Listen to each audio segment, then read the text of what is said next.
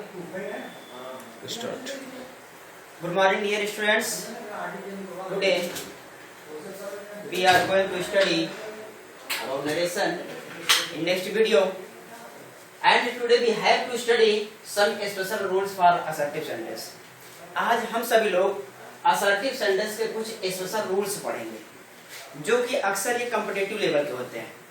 अगर आपसे कोई आपका इंटरव्यू लेना चाहता है या आपके आईक्यू लेवल को आप आंकना चाहता है ग्रामर में, तो इसमें से क्वेश्चन पुट अप कर लेगा तो आप कंफ्यूज हो जाएंगे कि हम तो ये स्टडी किए नहीं है, कैसे इसका आंसर दें क्लासिक। तो आइए बच्चों को स्टडी करते हैं कुछ रूल्स के बारे में जो कि असर्टिव सेंटेंस में स्पेशल होते हैं और उसको हमें याद रखना बहुत ही जरूरी होता है। आइए रूल्स फर्स्ट देखते हैं। यदि इन्वर्टेड कामाज, आपको बताया गया है कि रिपोर्टिंग वर्ब के अंतर्गत हमारा कामा रहता है और रिपोर्टेड स्पीच के अंतर्गत हमारा इन्वर्टेड कामा। इन्वर्टेड कामाज का मतलब आप समझ गए। इसके अंतर्गत सेंटेंस हमारा क्या रहेगा के अंदर अगर बेल रहता है,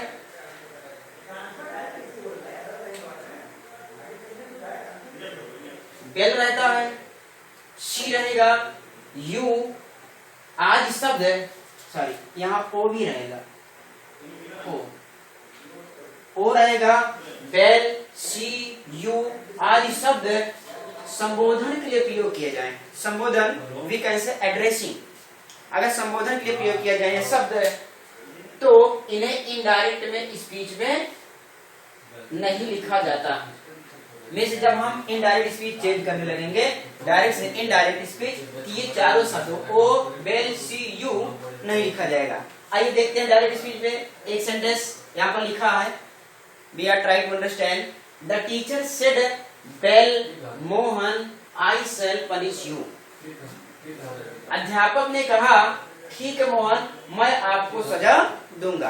अब आप देख रहे हैं यहाँ बेल जो आया है शब्द, ये वर्ड बेल, इसी ध्यान समझेंगे आप। बेल ये इन्वर्टेड कामा के अंतर्गत है जो रूल्स बता रहा है कि ये सेंटेंस हमारा इन्वर्टेड कामा के अंतर्गत रहेगा।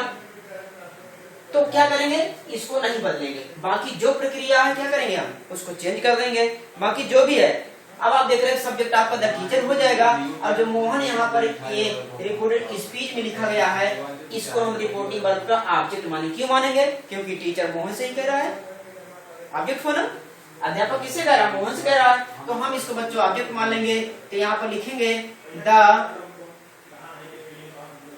टीचर, अब सेड टू यहाँ मान लेंगे क्योंकि ऑब्जेक्ट है, आपको पता है, आपको पहले बताया जा चुका है कि अगर सेड या सेज टू ये सब अगर इसके बाद ऑब्जेक्ट रहते हैं तो वो बदला जाएगा। अब सेड किससे बदलेंगे, टोल्ड में बदलेंगे, वेरी सिंपल। और ऑब्जेक्ट क्या है, मोहन है, इसको हम यहाँ पर लिख देंगे। आइए बताइए कि बेल यहाँ से हटा दिया जाएगा, नहीं लिखा जाएगा, बाकी जो शेष हमारा ये सेंटेंस बचता है according to rule we have to change into indirect speech. Rules के अनुसार, नियम के अनुसार उसे हम इनडायरेक्ट स्पीच में बदलेंगे। आइए देखते हैं बच्चों, आप देख रहे हो प्रोनाउन आ गया ना। प्रोनाउन में आप पढ़े हो 123 अपान सन का रूल बहुत अच्छे समझाया जा चुका है। 123 अपान सन का, आप इसमें कंफ्यूज मत होना कि कैसे चेंज किया जाएगा। तब याद देख रहे first person change into subject, तो फर्स्ट पर्सन ये आई है, किसके अनुसार बदला जाएगा, टीचर के अनुसार। टीचर, अब आप देख रहे हैं ये प्रोनाउन है और ये नाउन है, ऐसा नहीं कि ये प्रोनाउन है तो नाउन उठाकर यहाँ सीधा रख देंगे, बस हो गया। फिर कंजक्शन आपको पता ही है ना, इसमें क्या लगेगा, दैट कंजक्शन लगाएंगे। अब ये रूल्स जब चेंज करेंगे तो ये नाउन है, इसको हम प्रोनाउन में चेंज करेंगे। आपको पता है कि किसी भी थर्ड पर्सन का अगर नाउन प्रोनाउन लिखा जाएगा तो नाम रहेगा, नेम पुरुष का नेम या स्त्रीलिंग, तो यहाँ पर हम द टीचर है क्या मान लेंगे, यहाँ पर ही मान लेंगे। अगर यहाँ कोई फेमिनिन जेंडर होता तो हम क्या मानते हैं, यहाँ पर सी हो। अगर यहाँ कोई लाइफलेस सब्जेक्ट होता, निर्जीव होता, हम यहाँ क्या मानते, इट मानते। ठीक, अगर यहाँ प्लूरल सब्जेक्ट होता, ये ध्यान रखिएगा, जो हमारे थर्ड पर्सन के प्रोनाउन आते हैं ही, सी, इट और दे, तो उसको यहाँ प्लूरल कोई अगर सब्जेक्ट होता तो यहाँ पर हम दे मानते हैं। क्या मानते हैं, दे मानते। ये चीज ध्यान रखिएगा। तो यहाँ क्या लिखेंगे बच्चों, ही लिखेंगे। अब आपको पता है आई के साथ साइन लगा यहाँ पर ना, तो फ्यूचर में क्या ही के साथ विल लगेगा, तो विल को किसमें चेंज करेंगे, वुड में। ही वुड पनिश, ये फर्स्ट फॉर्म में तो आएगा ही, आप यहाँ फर्स्ट फॉर्म लिखेंगे। पनिश। अब यहाँ सेकंड पर्सन आ गया। अब second person change into object. Object यहाँ पर क्या है? अब ऑब्जेक्ट किसको माने? मोहन को माने ना, मोहन भी थर्ड पर्सन है। तो यहाँ भी आप देख रहे हैं कि ये टीचर को ही माना आपने, लेकिन मोहन को यहाँ ही नहीं माने। क्यों?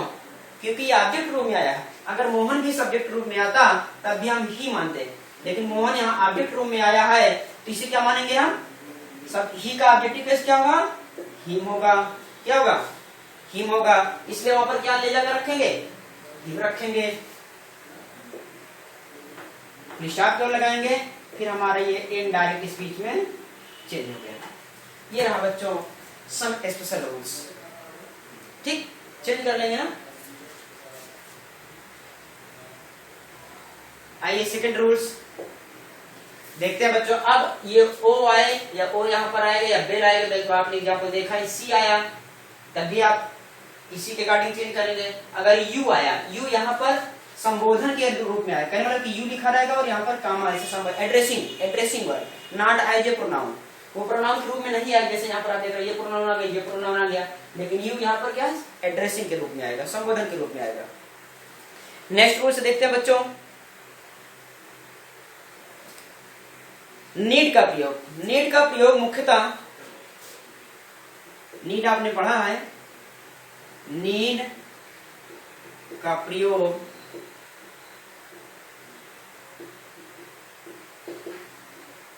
मुख्यतः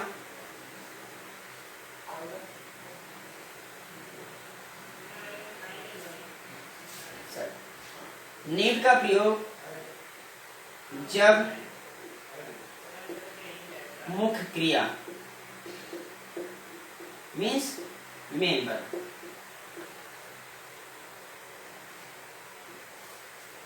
नीड का प्रयोग जब मुख्य क्रिया मेन वर्ब के रूप में मुख्य क्रिया की तरह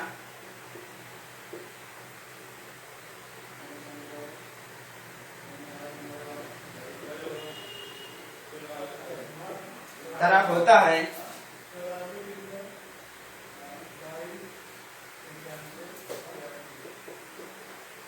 तो इसे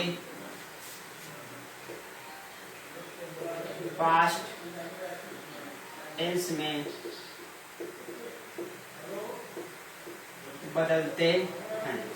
लेकिन जब नीड का प्रयोग एमबी के रूप में नहीं आएगा, अर्थात मेन वर्ब के रूप में नहीं आएगा, परंतु जब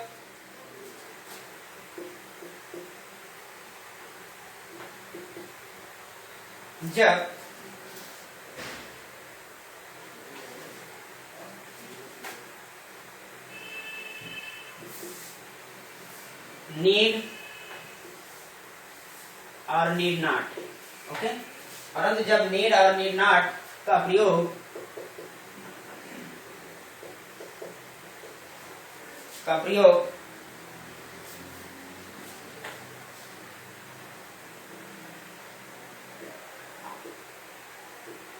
मॉडल वर्ब के रूप में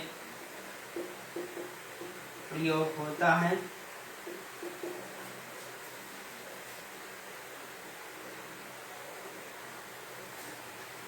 होता है तो इसमें कोई परिवर्तन नहीं होगा, नहीं करेंगे, तो इसमें कोई परिवर्तन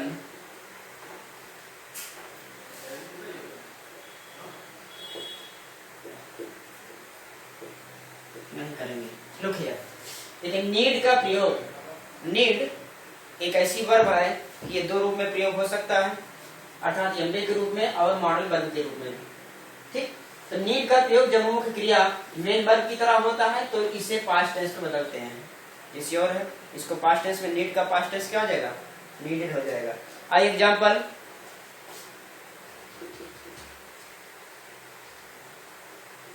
एग्जाम्पल्स में देखते हैं।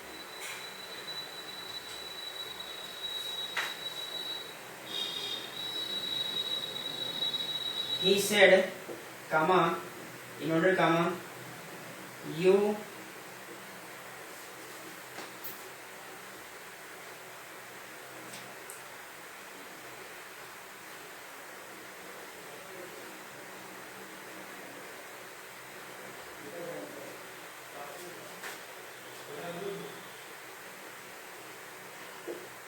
आई नीड अ पेन,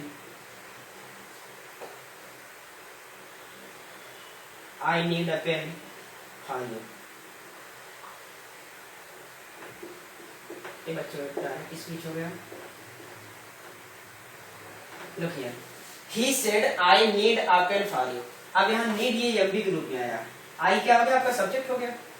तो अब यहाँ देखेंगे he said I need a pen for you. उसने कहा कि मुझे आपके लिए पेन की जरूरत है। need में जरूरत होना। अब यहाँ देख रहे हैं बच्चों, he सेट को सेट ही रखेंगे, ये पता है ना। सेट कर देंगे दैट कंजक्शन, ये first person change into subject. यहाँ प्रोनाउन है भी, ये प्रोनाउन है भी है, इसमें कोई चेंजिंग नहीं करेंगे। ये तो पता है आपको कि केवल सब उठा करके रख देंगे। यहाँ क्या हो जाएगा? ही हो जाएगा। अब यहाँ अगर आप पास्ट टेंस से रिपोर्टिंग में आ रहा है, क्रिया भी हमारी पास्ट में हो जाएगी, अर्थात नीड का past tense needed, that he needed. फिर क्या हो जाएगा? आ पेन फॉर, अब यहाँ प्रोनाउन आ गया। अब second person change into object. Object यहाँ क्या है? आपको पता है कि यहाँ अगर थर्ड पर्सन का, तो यहाँ क्या मानेंगे? फर्स्ट पर्सन मान लेंगे। यहाँ क्या मानेंगे हम? यहाँ भी मान लें। ही सेड टू मी, उसने मुझसे कहा, तो यहाँ पर ऑब्जेक्ट क्या हो जाएगा? मी हो जाएगा। ये हमारा बच्चों इनडायरेक्ट स्पीच हो गया। We can change very easily, no problem to change into indirect speech. If you have learned well about the rules and keep in your minds, no problem to change into indirect speech. अगर आपने अच्छे से अपने mind में रख लिया है rules को, कुछ विशेष बिंदु पर, उस पर आपको फोकस करना है बस। बहुत ज्यादा रटना नहीं है। It's not important for you. ये महत्वपूर्ण नहीं कि आप केवल रटें। सेकंड एग्जाम्पल देखते हैं।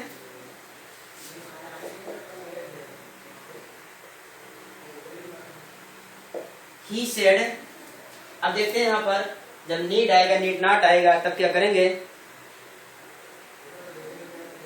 आई need not go there, comma I need not go there.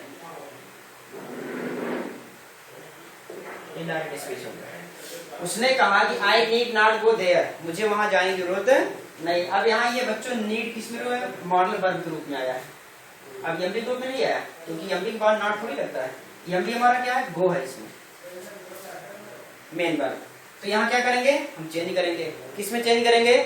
अब आप देख रहे हैं यहाँ पर आई need not,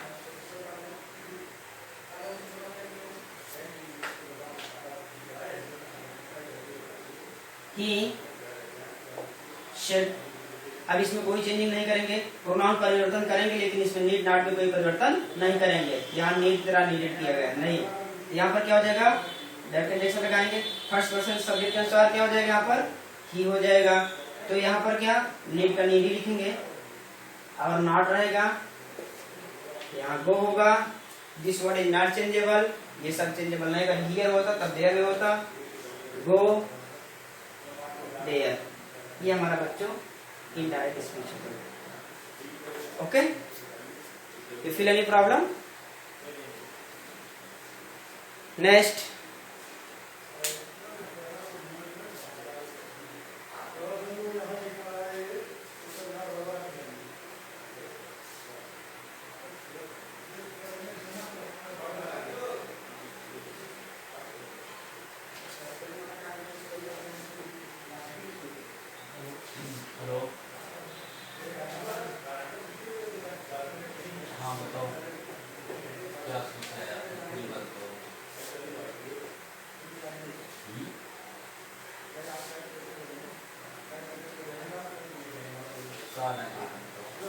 next rules, let us study rules number 3rd.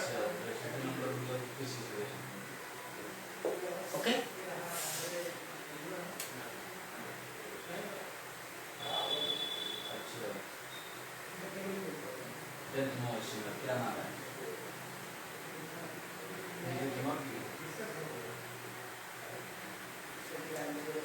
देखिए जिन वाक्यों से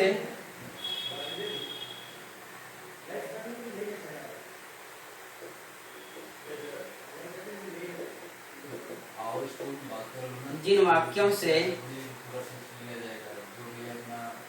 रिपोर्टेड स्पीच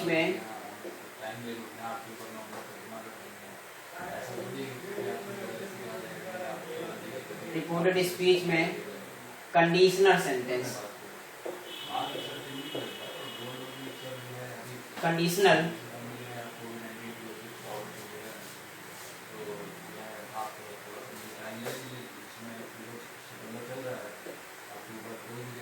कंडीशनल सेंटेंस जिन वाक्यों से रिपोर्टेड स्पीच में कंडीशनल सेंटेंस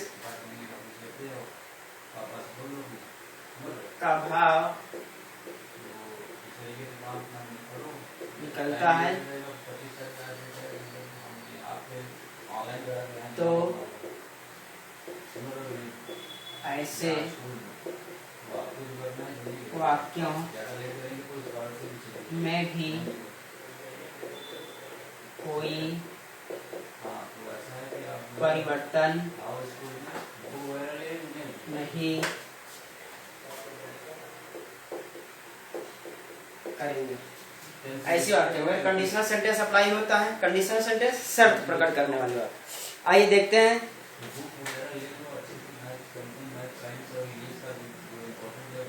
एग्जाम्पल में he said if I were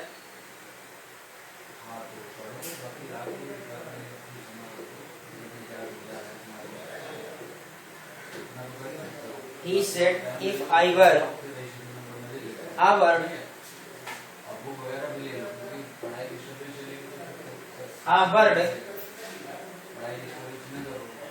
I would fly to you. I would fly to you. Direct speech. देखिए ये कंडीशन सेंटेंस है। जैसे ही से उसने कहा इफ आई बर्ड का सेंस क्या काश मैं पक्षी होता। तो इफ आई वर काश मैं पक्षी होता तो I would fly to you तो मैं आप के जैसे होता। अब यहाँ देख रहे हैं कि कंडीशनल पक्षी तो है नहीं लेकिन वो इमेजिन कर रहा है, कल्पना कर रहा है। तो ऐसे सेंटेंस में भी हम कोई परिवर्तन नहीं करेंगे। लेकिन अगर हमारा कहीं प्रोनाउन है तो चेंजेबल है, चेंज करेंगे। अब यहाँ सेट को हम सही रखेंगे। ही सेड दैट कंडीशन लगेगा ही, ये ध्यान रखिएगा। कंडीशन सेंटेंस में दैट कंडीशन लगेगा और जो भी कंडीशन है इफ लगा है तो इफ को भी वैसे ही लिखेंगे। अब लेकिन प्रोनाउन चेंज होगा, ये ध्यान रखेंगे आप। ठीक। अब यहाँ पर आई है किसके अनुसार? ही के अनुसार, क्योंकि first person change into subject. यहाँ क्या उठा के रखेंगे? ही रखेंगे। Very simple. अब यहाँ वर है, इसमें कोई परिवर्तन नहीं करेंगे। यहाँ क्या लिखेंगे? ही वर। फिर यहाँ क्या हो जाएगा? अ वर। फिर यहाँ प्रोनाउन आ गया, ये भी क्या हो जाएगा? इसी के अकॉर्डिंग हो जाएगा। ही के अनुसार तो क्या रखेंगे? यहाँ पर ही करेंगे।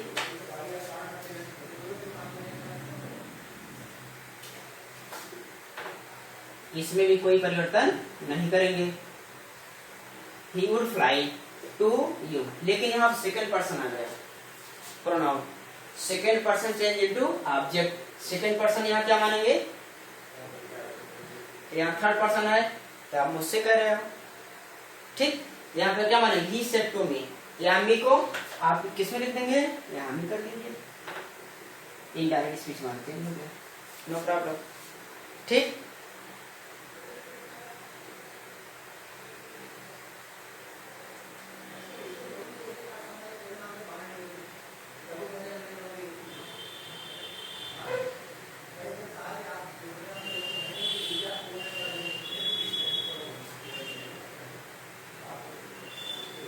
Next rules.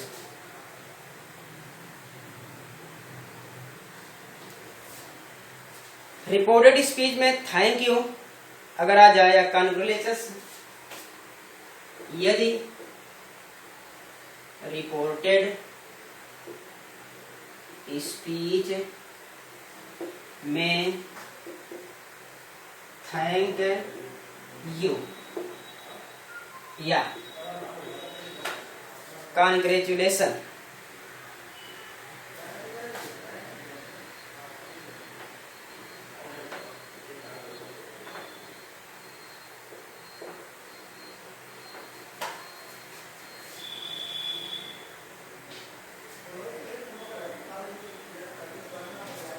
थैंक यू या कॉन्वेक्शन आ जाए तो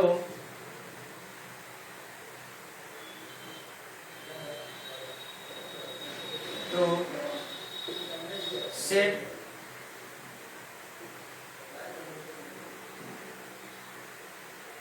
सेड 2 को थायंगड़े या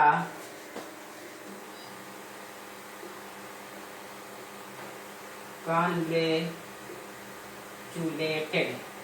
किसे बोलेंगे? थैंक्ड या congratulated.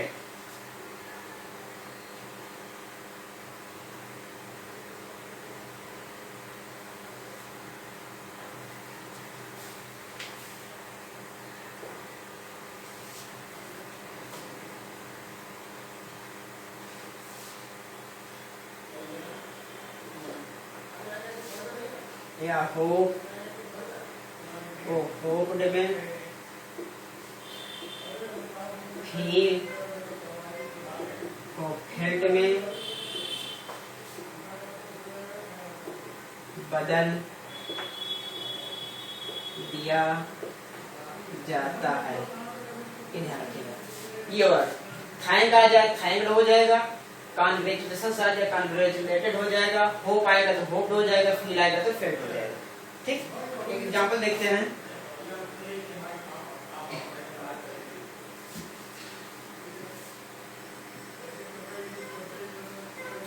She said to me,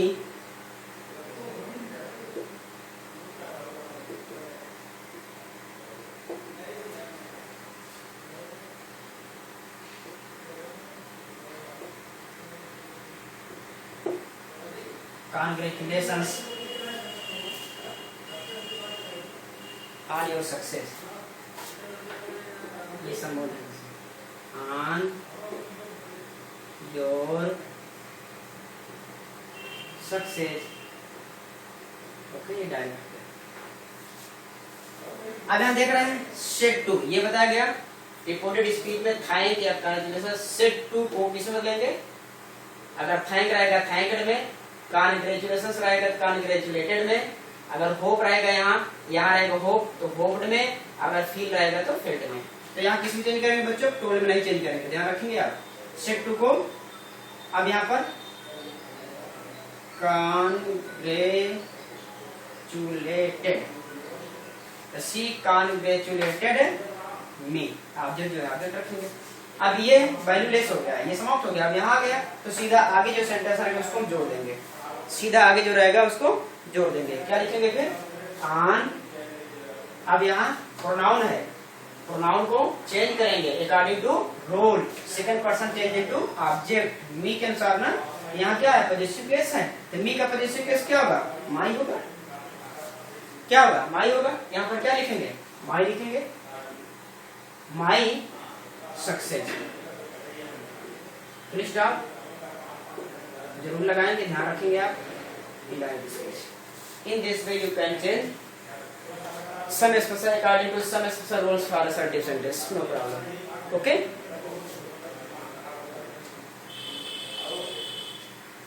एक रूल्स और देखते हैं।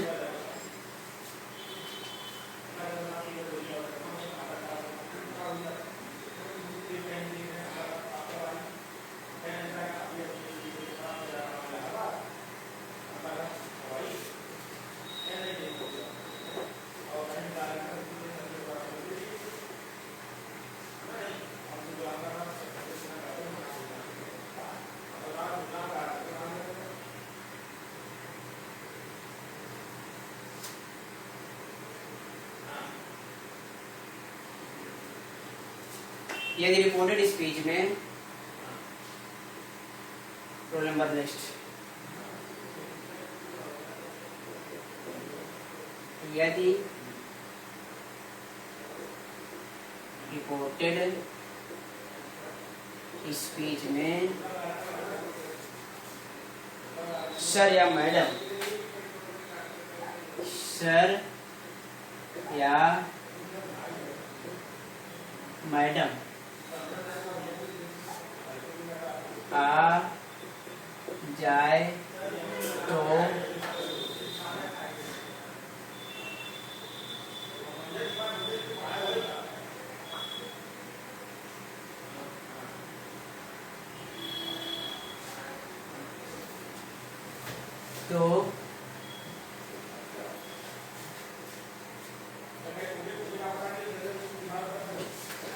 रिपोर्टिंग वर्ब के बाद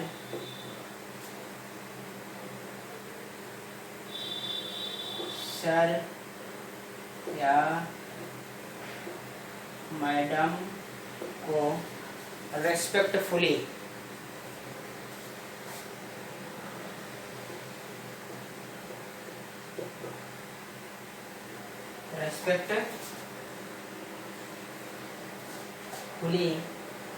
में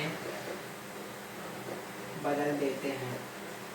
ठीक, ध्यान रखिएगा। एग्जाम्पल देखते हैं।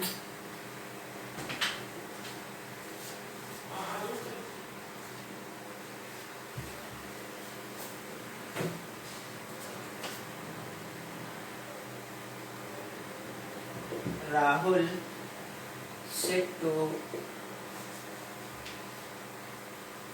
the teacher,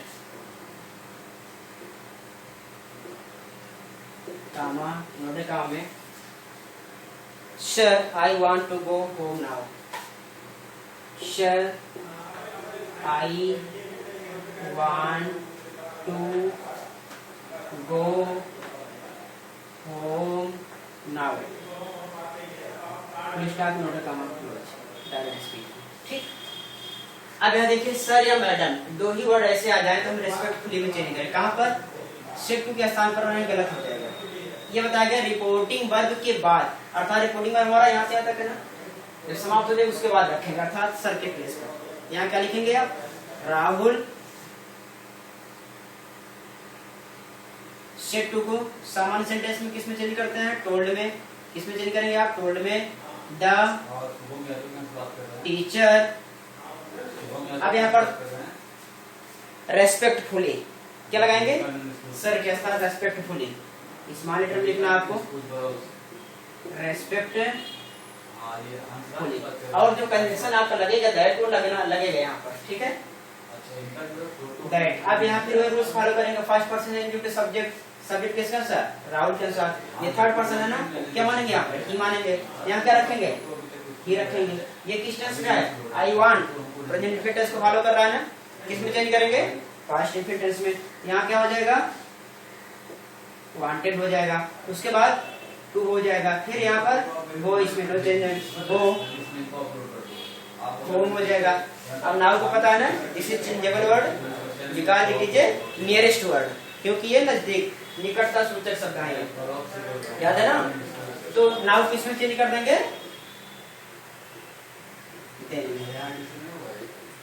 ये indirect speech. Clear? If any problem?